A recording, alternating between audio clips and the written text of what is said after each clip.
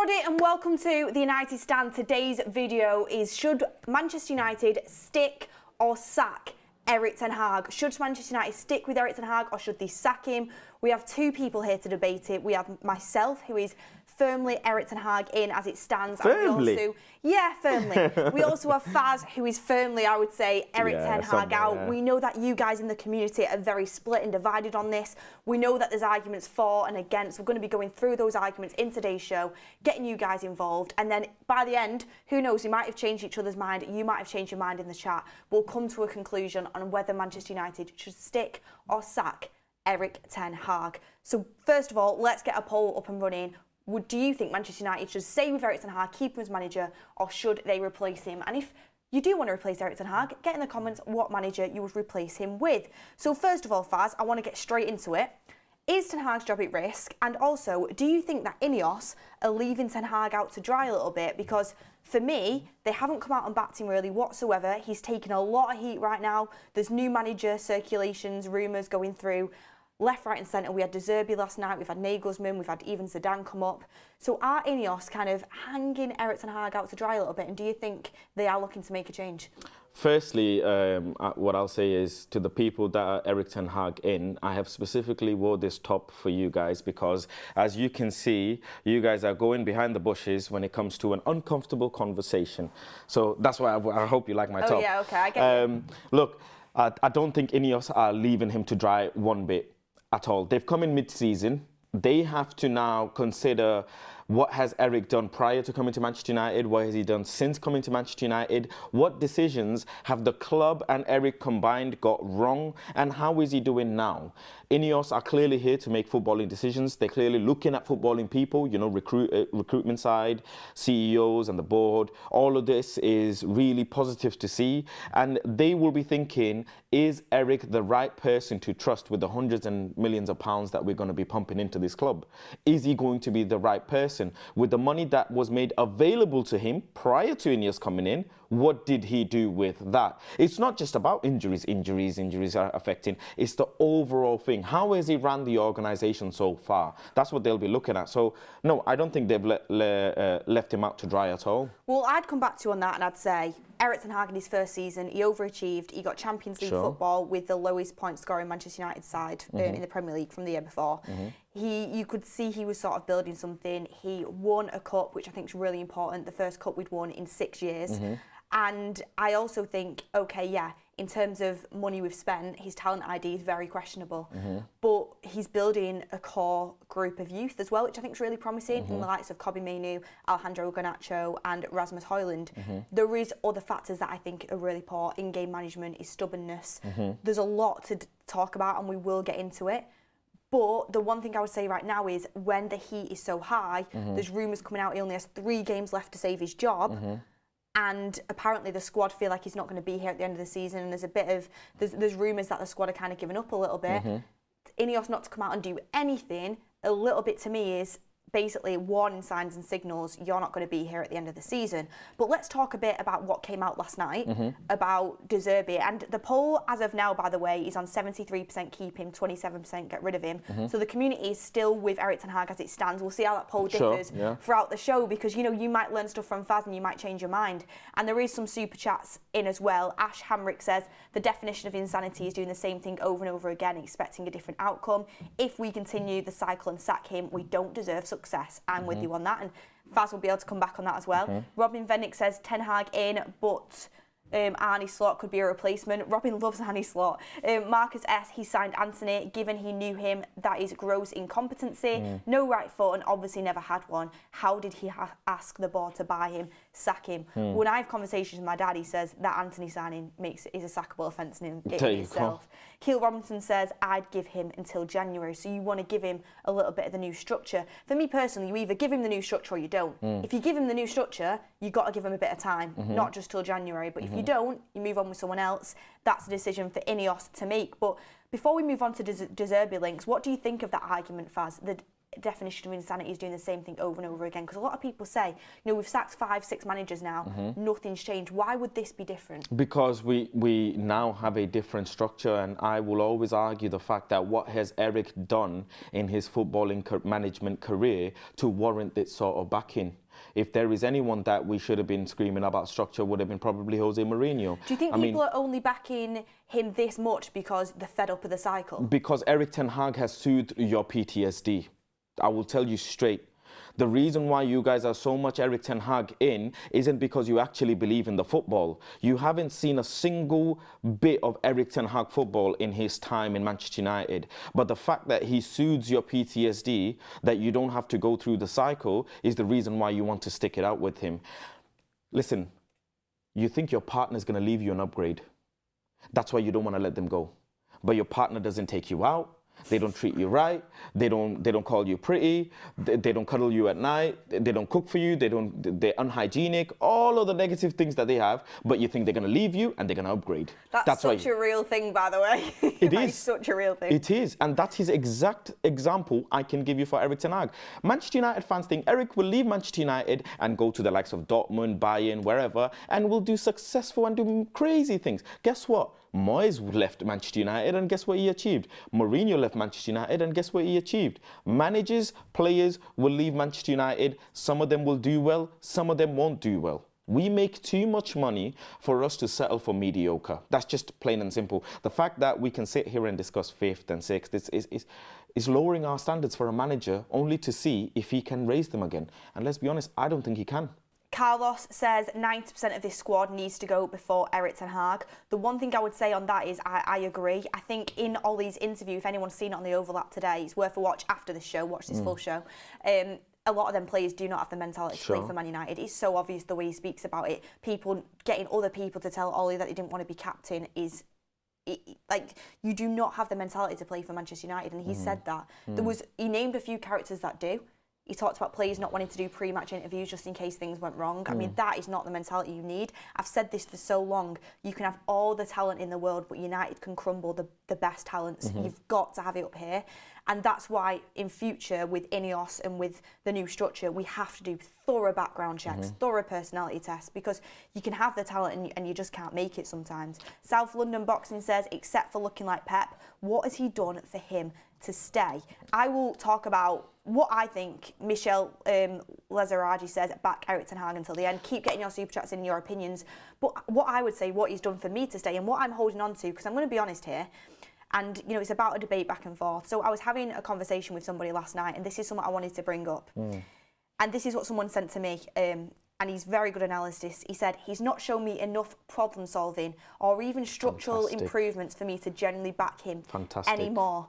I've said I'll give him the rest of the season, but his stubbornness, his in-game model is ridiculous. He doesn't know if he wants to press, control games, transition. He wants us to be multifunctional, but we're not good at one aspect of the game yet. We're dysfunctional. And I said back to him, this is what makes me back Ten Hag, is I agree with every one of them points. I back Ten Hag, but I agree with every one of them points. I think it's the hope of what he was doing at Ajax in terms of when he took Real Madrid apart. That was brilliant, and what he was doing in Europe with Ajax. It's the hope that when Ineos come in and he actually has a structure, not Murto, who is terrible, and he has an Ashworth. He has, we're looking at Dougie Friedman now coming in, and he has a structure. He'll be able to get players that suit his attributes, and he'll probably need someone to tell him, because his talent ID hasn't been good so far. No, he hasn't. So he'll probably need someone to tell him what players suit him, but I'm hoping we can do it, because if you get a new manager in, under this structure or not, it is a complete full reset again. We're going back. We're going back. We've done 18 months with Ten Hag. There's still a long way to go, but we are setting the reset button.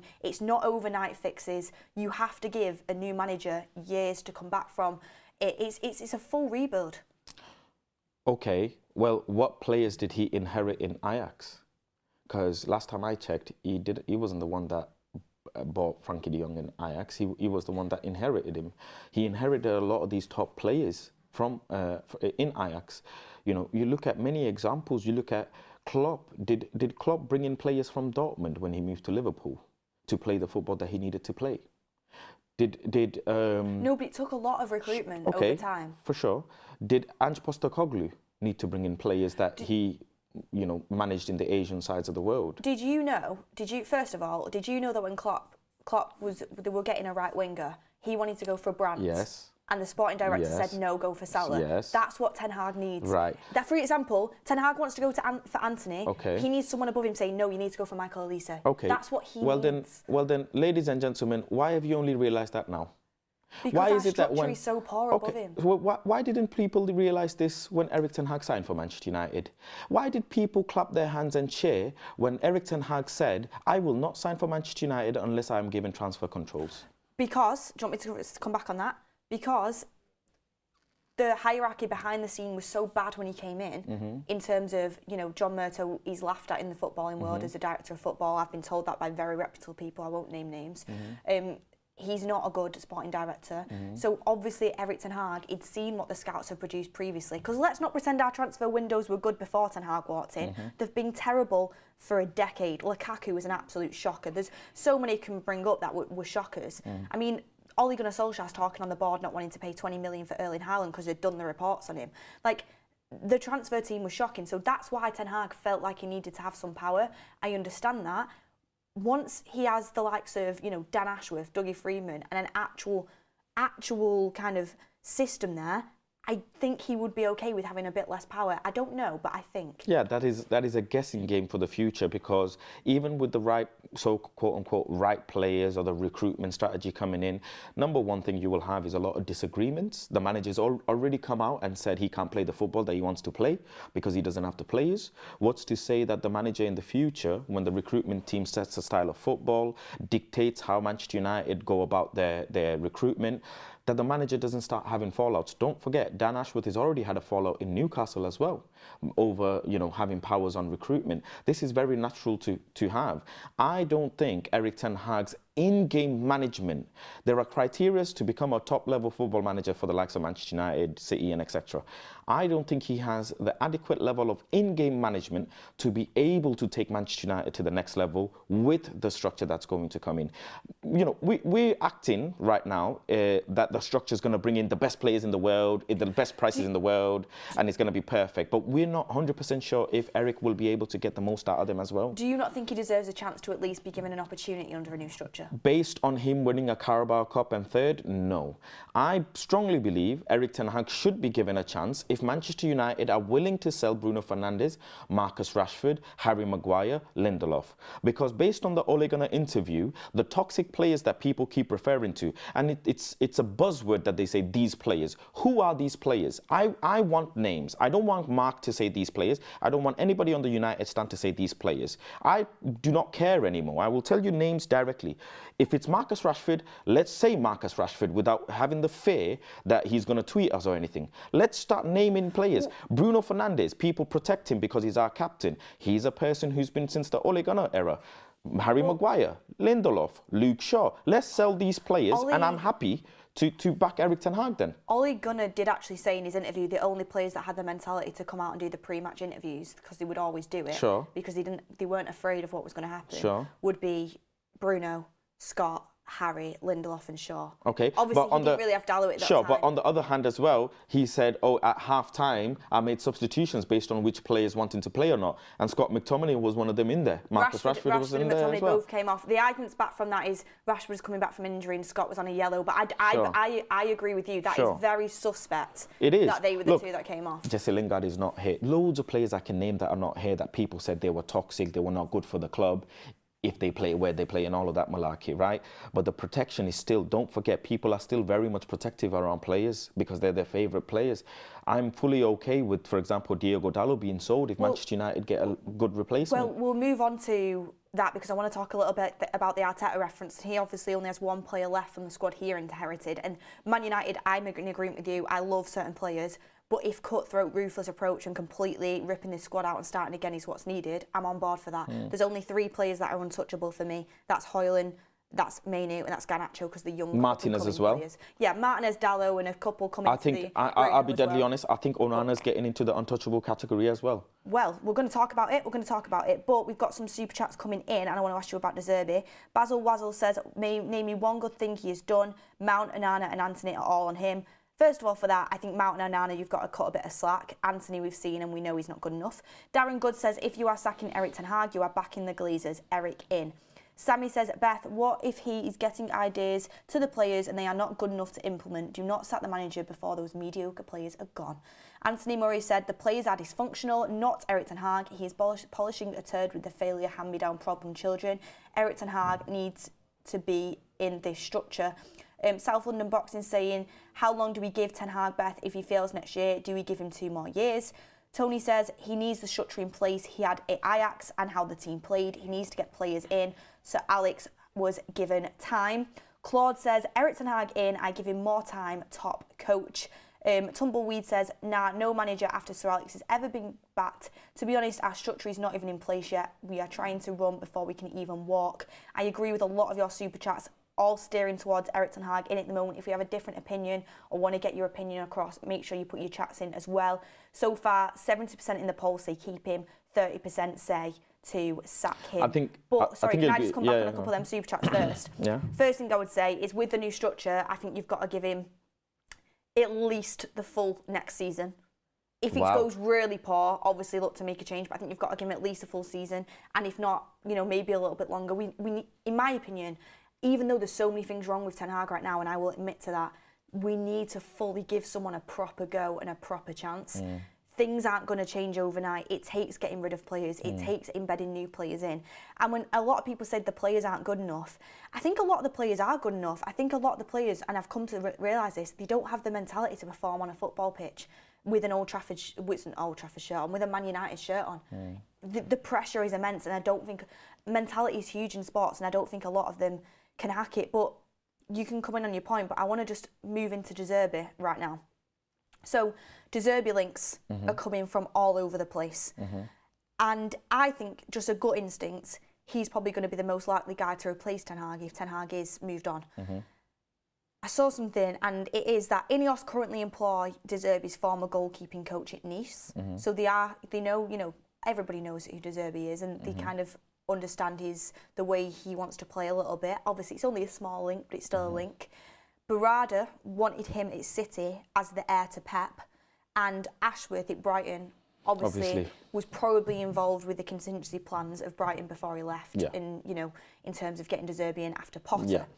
He ticks most boxes in terms of at Brighton they recruit for him and he works with the players he's got. I have a feeling that's the route Ineos want to go down. Just from inferring off the back of what's been said so far. I might be wrong. And he has connections, he's the decision maker, and he got asked about João Pedro and he said, I didn't know who he was before he came. The sporting director signed him. I think that's the route. Ineos are already plotting that Michael Elise transfer as we speak. The thing is with Zerbi is, and this is what someone in our group chat says, it's a risk. People said the same thing about Graham Potter when he was Brighton manager, and it turns out the club's elite setup that makes Potter look very good when he was there. He might be a great manager, but to replace Ten Hag, it is a huge risk. It could go one way or the other. What are your thoughts on this? Okay, so firstly, a Zerbi, I think, would be a very, very, very safe bet to make. Firstly, because, excuse me. Firstly, because even though he's top of the group in his campaign in Europe as well, isn't he?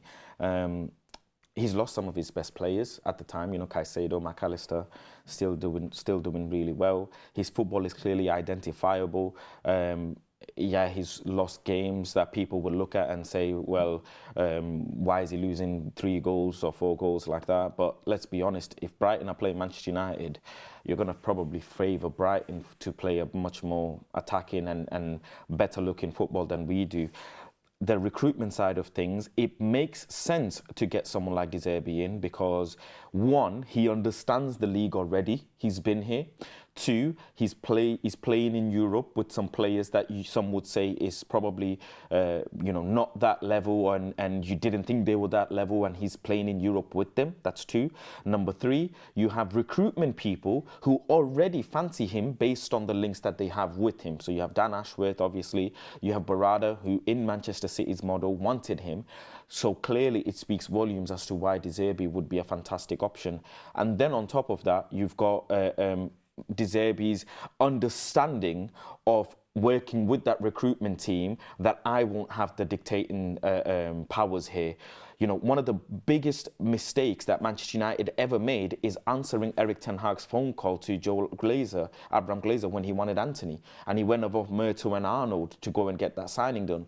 That is not what you're going to get when it comes to Zerbi. You're going to get him working with players, even if they are quote unquote, £5-10 million players. He will be able to get things out of them. The prime reference I can make is Kevin Prince Boateng when he referred to how Zerbi changed him at 20, 30 years old as a player. He said, I didn't think at that age I could learn anything, but Zerbi, he found something in me and he worked with me to the point he made me a better player. I look at the likes of Rashford, Bruno, Luke Shaw. What has Erik Ten Hag added to these key players? He's not added anything to these key players. Maybe they can't play Erik Ten Hag football or whatever it is, but Zerbi is the type of manager that is the type of manager you would say, okay, his football is very specific, especially in the Premier League, not in the Eredivisie. You then can take a risk of getting rid of the likes of players like Rashford and Bruno and others. The one thing I would say about Zerbi, by the way, I'm just playing devil's advocate here because I really like the Zerbi shout. I'm still Ten Hag in, but if we were to move on to a different manager, Zerbi's definitely one of the top candidates in my opinion. But there is a huge, huge risk. For me, Zerbi either does unbelievable stuff or he completely flops. And I saw an interview with Lewis Dunk saying, his training sessions, it's just incessant. Like the drills they do, he said he's never seen anything like it, obviously. And this is a player that he's now fluidly playing out from the back and beating presses. And you'd never think that of Lewis Dunk before kind of, Zerbi came in. And I thought Graham Potter was doing a good job with that Brighton side. He was doing a fantastic job. Yeah, he was. But then Zerbi came in and took it to a new level. He struggled to score. Exactly that. Zerbi got him to score goals. But the one thing I would say about Zerbi, things that scare me, first thing is track record with heavy away defeats, which we know Man United are culpable of anyway, the mentality in that squad. We can do one of them. We've had it under different managers. Ole's had it, Ten Hag's had it. 6-1 away loss at Aston Villa this season, 4-0 away at Luton loss, 4-1 away at Newcastle last season, 3-1 away at Forest. Like, there is some that creep in there, but also on the flip side, they can batter teams. They can put teams to bed. Let's talk about that, yeah. They have brilliant football, and it's brilliant on the eye to watch. But what I think a lot of fans who just see Zerbi and think, yes, football, the football he plays, but they don't thoroughly watch Brighton every week. I watch Brighton a lot, and I'm not saying I'm an expert. Okay. He changes that team so much. Yes. The keeper changes every game. Yes. Sometimes he changes it way too much. Sometimes he'll have, Matoma on the bench and just randomly, like that happens with Zerbi. Would our fans be able to take that? No. Our fans at the moment, including me, get upset when Bruno's moved to the right. Zerbi's changing things 24/7 in that Brighton team. So look, I totally understand that, some people will call him, in the football terms, a madman because the way he makes his changes that don't add up. But I'm sure there's reasons why he benches his players. It's all based on the oppositions you play as well. But let's be honest, I would rather have a manager that is willing to take a bit of risk and chop and change players than a manager that plays a player who's overslept. This is an interesting one. Roberts Wowert says players won't run for Zerbi. Zerbi's currently, like you said, he's doing brilliant things with players that have come in for a few million here and there, unknown. What happens when Zerbi has to manage egos? What happens when Zerbi has to manage players that don't want to run? Because we have them in our squad, let's be honest. Players that think that they are above certain things. They're at Man United. What happens when Zerbi has to deal with that? What happens then is the board steps in and tells those players that you are going to be sold. We don't care about the face of Manchester United and all of this. That's the reason why I don't have a choice anyways, but the one thing I am backing is Ineos to make smart decisions in terms of, we don't care how much shirt sales you make. We don't care if you've got a Nike and Adidas deal and you bring in Chevrolet and whatever. It doesn't matter. What matters is winning. And if you are not getting with the program and you are not, for example, putting your hand up if you want to play at at half time, you're making articles and this, that, the other, you're doing, your injury record is poor, all of these things, then I'm sorry, you've got to go. Because if anybody deserves a backing, is a manager who's simply there to coach. Simply there to coach the team better. What would you say then to the point of, a lot of people say if, we had a different manager in like Poch or something, we went for Poch instead of Ten Hag at the time, and Ineos were going to make a change and Ten Hag was still doing what he was doing at Ajax, people say he would be the top candidate. Because he was playing brilliant football. he was coaching players that were unknown and made them into stars. Just like, you know, how you're saying, like, what Zerbi can do. He was known as a coach, a training ground coach. There was rumours that he was in line to replace Pep as well in Manchester City. What makes things different? I think the one edging point that Zerbi will have, to me anyways, is Zerbi's in the Premier League. And let's be honest, how many of you, I don't even know what channel you watch the Eredivisie on. That's just plain and simple. And he's not the Erik Ten Hag is not the first person to beat Real Madrid in the Champions League as well, by the way. So that's the only edging point I would give to Zerbi, that he's in the league fighting with the best of the best. And you know, actually, if you think, is Zerbi overachieving? I mean, and many people will say yes, he is, based on the money that they spend, based on the players that they have, and the players that they've lost. You know, they're probably overachieving. But also, Brighton has a track record, and I like Zerbi. I'm just playing devil's advocate. I really do like Zerbi. But Brighton has a track record of people going and flopping. Like, Graham Potter went, everyone thought he was going to be the next best thing, flopped. Casado, flopped. Cucurella, flopped. The only one that hasn't is McAllister. Well, yeah, he's doing well. He's doing well, but I think that's obviously Klopp again gets a lot of credit because he's so good at managing players. So that's a risk that you do take. Got some super chats in. I mean, Ten Hag is the same. Anthony came in. No, yeah. I get that, but I'm saying there's a cycle from Brighton where players don't usually leave Brighton, or managers want Potter and hit the heights that are expected. And they've got a great structure there, and that's massively helped. Hopefully Ineos will have that too. We've got some super chats in. Mojo says, get the injuries sorted, sell the players the manager doesn't want, and get the players he needs. It will turn around for the better. It has at City, Arsenal and Liverpool, where the board interferes is where mess happens, e.g. Chelsea and United. Really interesting point, thank you Mojo. International 2675, ultimately results and standing at the end of the season is what should dictate the manager's future. If nowhere near top 4 race at the end of the season, get rid. Gatmonkey 3000 said, these players need selling and so does these players need selling, keep Ten Hag. Pratmesh Wagamode says this Arteta has only one player from the original squad is just a lie. There are 5 players from the current squad and 8 in the last year's squad. Well, obviously you're talking about youth players there in Saka and Smith Rowe and stuff. Caleb Baker says players already complaining about Erik Ten Hag in training and we think they'll do anything different for Zerbi. Still the players who need to go. Sherlock says, Erik Ten Hag achievements, first to lose 13 games by Christmas since 1930, first English club to concede 15 goals in the Champions League group stages, only one to concede 20 goals against Liverpool and City in first 7 games since the 1800s. Wow, he's bringing out your kind of stats there, Faz. A lot of people on each side of the spectrum, it's good to have the debate. RK says, here's a question, do you think Erik Ten Hag could get top 4 with Villa's, Tottenham or even Arsenal's team? He's just not good enough. Fantastic question. Marcel Clark, I saw a picture comparing Pep's team when it started and the team now. Only De Bruyne is left. A manager needs time to implement his tactics. Space Oddie says, we blame Glazers when they waste our funds, but say cut some slack when it comes to our most expensive players like Mount and Onana. Tego87 says, honestly, sacking Erik Ten Hag will be a very big mistake. But yeah, they're all the super chats as of now. Oh, we also had one in from Ryan as well. It's just gone from me. Sorry, Biggin says, what's going on with Ryan Garcia on Twitter? Erik Ten Hag in? I have no idea. And Tony says, so when Erik Ten Hag wanted to sell players, the board said no, and now the board is supposed to step up and get rid of players. That is true. He thought Maguire was going in the summer, and that's why we were going for Kim Min-jae. Yeah. But I'm honestly, I'm very in the middle. I'm still Ten Hag in, but I understand the argument for being Ten Hag out. I completely get it. The football's not good enough. No one's saying it is. 18 to 20 odd months he's been here, and you can straight away see that there's just no identity at all, not even with the players that he has. He's not even capable of coming up with a system that suits the players that are currently in, let alone getting his own system. His over-reliance on his starting 11 is unreal, yeah? I want to ask you a question about Arteta quickly because I wanted to bring this in towards the end of the show.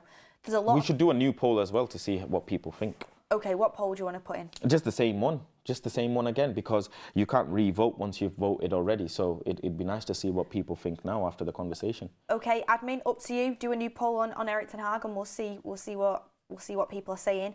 But the Arteta argument, this is what I wanted to bring in because I've been very outspoken about the fact that Arteta, no matter what people tell me about how he had a style and all the football he played was good though. Okay, yeah, he did introduce a style. I agree with that. But when he first came into Arsenal, he won that FA Cup on the back of playing counter-attacking football. And he lost a lot of games. And I don't care if losing a game is losing a game. And I get there's metrics you can look at to see where the potential is. I understand that. But Arsenal, there was a point where Arteta was so under pressure. I remember the interviews where he just didn't even look like he wanted to speak. And you thought, this guy is on thin ice. I, at the time, said back him for Arsenal.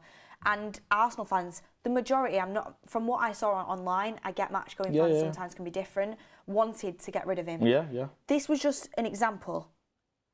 Lost to City, this is all in a row, 10 Premier League results in a row. Lost to City, lost to Leicester, they actually beat United 1-0. Lost to Villa, drew to Leeds. Wolves they lost, Tottenham they lost, Burnley they lost, Southampton they drew, Everton they lost. He was so under pressure, there were so many people saying Arteta out, and everyone was saying he was out of his depth. And people tell me, yeah, but he had a style of football, and yeah, but you could see that there was something happening. Okay, yeah, he did start to integrate a style of football when he made recruitments, but even before there wasn't enough. Because he had 3 games before he won that FA Cup, right? People still say Tuchel's Champions League isn't Tuchel's. Like, come on. Let me finish my point, Faz. I'm sure you at the time was laughing at him. Sure. Arsenal fans weren't sat there saying, but there's a style of play. They were saying, sack him. Okay. That's what was going on. I mean, I swear AFTV had Arteta out T-shirts printed at one point. Yeah, they did, yeah. So they can't have been that much of a style for them to believe in. Okay. I get that he tried the playing out from the back. I get all of that. But they also suffered heavy defeats. They lost 5-0 to City. I remember that. I think they had 1 shot on target in that game and 19% possession. Look. So one thing I want to say on there, and you can come back on it, I get the underlying metrics there were probably better than what we have now with Ten Hag, but they were so under pressure, Arsenal, to sack Arteta. What they did is they backed him with recruitment. Edu was huge in that. Huge in that. Arteta also, when people talk about the amount of player fallouts that Ten Hag has had, Arteta fell out with Aubameyang, who Arsenal fans loved at the time and wanted to stay. Most of them. He fell out with Ozil, who I thought was one of Arsenal's best players. I thought he was brilliant. And he got rid of these players and the board allowed him to do so. So what would you say to people that say, that's what happens when you have patience? You stick with a manager, you get them a good director of football, back them with recruitment, and you back their decisions through thick and thin. Firstly, he's still not won anything, apart from the FA Cup. But you admit they're on path to building a great squad, right, a great team. Hold on. They've still not won anything. Brendan Rodgers is the prime example with Liverpool. Took him as far as he could, and Liverpool still had to get rid of him. And look where Liverpool are now. Didn't he need backing then? Arteta's the only example Manchester United fans will use, and maybe, you know what, maybe so, Arteta's one example to use, but we're not Arsenal, and we're on our own path as well. If you want to use Arsenal as an example, and Arteta as an example, how come Moyes left Manchester United and he's doing well without the players at Manchester United level? How come Unai Emery left Manchester United, Unai Emery left Arsenal and gone on his journey and back in the Premier League now and he's doing so well? How come Ant Postecoglou can come in, has 0 European experience, played in leagues that nobody even knows, and is doing madness with Spurs without the best striker in the world, with injuries as well? How come managers like Marco Silva can chop and change 6 players from his starting lineup and bop us out the park? How come Newcastle can do that, play with loads of fullbacks? You know, people can use Arteta as one example. I can use 6, 7, 8 examples. Big clubs who make loads of money chop and change managers, and they still get on with the job. With the right recruitment structure, with the right board, Bayern Munich been winning managers, been winning trophies with sacking managers, year in, year out. Real Madrid, year in, year out, no problem for them. And yeah, they have the perfect structures and whatever you can say. But look at the manager they've got. Tuchel is no joke of a manager, but they'll sack him and get rid of him. They're not sat there saying, oh, well, Tuchel's won a Champions League, let's give him time, look at his football CV. Tuchel's got a better football CV than Erik Ten Hag. This is factual. Yet they're still willing to go ahead and say, nope, sod this, we're going to go and push for better. But Manchester United fans will consistently hold on to Arteta as an example simply because Arteta's doing well with Arsenal. Yeah, he's in a good position, but like I say, We don't want to be competing for third every season. Arteta's not going to win the league this season. I promise you. I think they actually have a very good chance. They had a very good chance they had a better chance last season because they were top of the league last season for 90% of the league. Yet they still bottled it. But I think the football they're playing this season is even better. Of course it is, and yet they're blowing teams out the water. And they're still and they're still not 90% top of the league, and they're playing better football than last season. They are coming up against two of the best teams that the Premier League's seen in a long time. Yeah, and they were still really good teams last season. Liverpool's just on a madness this season.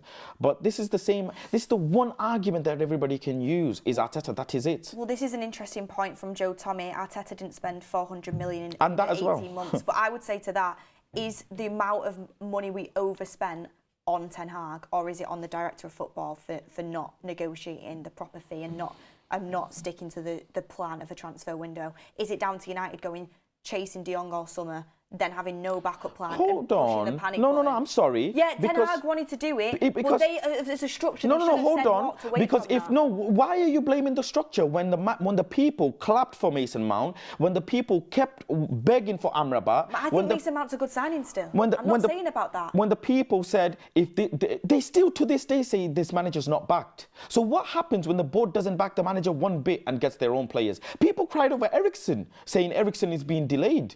Well, I don't understand what people now say. Casemiro maybe shouldn't have been signed because that is not a player that you build around, and the money for the Frankie de Jong transfer was spent incorrectly. This manager dares to sit and complain about FFP when he spent 100 million on a winger that doesn't. True. That's got zilch to offer. I get that point. But the fact of the matter is, Ten Hag thought he was getting De Jong all summer. John Murtough was on flights back and forth to Barcelona. Yes. It was never going to happen. He wanted Rabiot. A proper director of football says, Erik, we can't get De Jong. Here's 5 other alternatives that we can go for at the right price. What did they do? They chased De Jong all summer. They didn't say no to him, and they panic bought Casemiro at the last minute. Either way, I like Casemiro. I think he's been good for us. Was it the right amount of money? Do you want me to name some of the players that Erik Ten Hag rejected as well, that went to Chelsea? Well, the list of players. That the board Chelsea doing really well, aren't they? No, they're not. But still, they have players that are really young that can leave Chelsea eventually and still do well. We have players like Anthony. Let's be honest, who's going to buy him for how much money? You're right on that. What we're going to do? Are we going to increase Casemiro's transfer value now? What are we going to do with Eriksen? Are we going to make money off him? Well, Eriksen was a free transfer. What are we going to do with Malacia? He's barely played any minutes. Mason Mount, how much is his value in football now? Do you know what I mean? I get your point. Rasmus Højlund is the only transfer that you could say, even him was overpaid. Rasmus and Martinez are the only transfers that you could say, right, okay, they are the 2 transfers that you will say, right, good. His number 1 signing, Andre Onana, got us out of the Champions League. Yeah, but you just said you like Onana now. Yes, I do. So but again, a fact is a fact. Yeah, but do you regret signing Onana then? Do I regret signing Onana? You said earlier on the show you found him untouchable, so do you regret signing him? I think he's getting into the untouchable category, but the factual information is one of his signings got us out of the Champions League. This is just I agree with that, but he was embedding into to Manchester United. A goalkeeper has to... A lot of keepers have crumbled in their first season and then gone on to do well. Okay, and I hope that's the case with Andre Onana, but Andre cost us the Champions League. I can still back him and say he cost us the Champions League. The last question I'll say, because we need to wrap up, is can you name more than 3 signings in the past decade that haven't lost value? I mean... Because it's not just a Ten Hag thing, is it? Okay. Mourinho's signings lost value. Okay. Van Gaal's signings lost value. Moyes' signings lost value. United have been rubbish at signing players for a decade. It's not a Ten Hag thing. Right. Well, that's okay. You said more than 3 players. Lukaku went and played Champions League football final after leaving us. Diego Dalot's now... He came back to Chelsea and absolutely flopped. He went to a Champions League final. We haven't. It's just factual. It's not an opinion. So do you want Lukaku back at United? I'm not answering that question. You asked me to name 3 players. I'm naming 3 players. Lukaku went and played Champions League football, Champions League final. Diego Dalot's price has increased. Chris Smalling has left Manchester United and won a trophy. Chris Smalling, please. It's true. Please. It's just, you asked me to name 3 players. And players will probably leave Man United now and do things, but at the end of the day... You asked me to name 3 players. No, okay, but nobody has left Manchester United and been, no one's fighting over these players. Okay, they've ended up at good clubs and they've done good things. I agree with that in that sense of Champions League final. But would you want any of them back playing for Man United? No, you wouldn't. But what's the point of wanting them back? The question is, did they leave? You're not asking another question because I've answered your question with 3 players. And what I'm saying is, has Man United's recruitment been good for a decade? No. We've overpaid for many players. Structure is a huge thing. thing. We've overpaid for many players, and we've got in players that we shouldn't have got in at the time we needed. Like, for example, Sancho, we chased for so long. I just don't get how fans can't understand that the structure is a massive issue in terms of our recruitment. Ten Hag's had bad talent idea, I admit that, but the structure is massive with this. Last few super chats before we sign off. Tony says, as Ollie said, the coach isn't involved in purchasing players. That's from the director of football. Keel Robinson says, this is why we should till January. Mike Smith says, if Louis van Gaal, Jose failed and we still have a team dating back to Sir Alex, shouldn't we clear the team? Ineos will look like fools if they sack and Zerbi fails too. Tony says, all these coaches have a structure above them. Erik Ten Hag doesn't. Ashi Hamrick says, because they have backing and support. Pip Squeak, welcome to United Star Members Club. Gat Monkey says, Ten Hag is probably the best manager we've had. It's selling the players that are garbage and need selling. We need a clean slate. Cameron O'Connor says, Erik Ten Hag would get top 4 with Spurs, Arsenal, City, Villa and Liverpool easily. Those squads contain players that actually have basic football abilities. Grace Sheridan says, what we say 90% of De Jong in this summer. Tony says, so when Erik Ten Hag wanted to sell players, the board said no, and now the player's supposed to step up and get rid of players. The board is supposed to step up and get rid of players. Thank you everyone for all your super chats. Loads coming in today. The updated poll, Faz, is get rid 29% and keep him 71%. Ooh, so very close to the last one as well. Close to the last one. You've not managed to convince the community, Faz, but I completely understand a lot of your points, and I agree with a lot of your points. Listen, I don't have to convince the community. Ineos does, and Ineos will, because if they wanted to back him, at the end of the day, we're just football fans. They're the ones, the professionals, and the fact is, the professionals at the end of the day don't believe your manager. 71% of you might, but your current new footballing people at the club don't believe him. Well, that is a way to end the show. I love the debate. It was a good show. Back yeah, he's got 3 games. Could have gone on for ages. Let's see what he does. I don't think he should be sacked mid-season, anyways. I think he should be parted ways with the end of the season. It makes more sense. Well, let's work out what will happen, and we'll see what will happen in the next 3 games, and let's see if the players still do the work for him, because everyone will have seen that news coming out, and let's see what happens. But everyone, you've got a treat in store as well. A brand new show is coming live to you guys at 5 p.m. from the studio. You do not want to miss it. I've seen what's in store. It's very entertaining. It's going to be an absolute cracker. Please do tune in. Something very different on the United Stand. Tune in for that. But thank you everyone for watching, getting involved. The super chats were amazing. The community were amazing. The poll was going. This is what a proper community debate is about. Thank you, Faz. Thank you. Thank you, community. Tune in at 5 p.m. and yeah, have a lovely day, guys.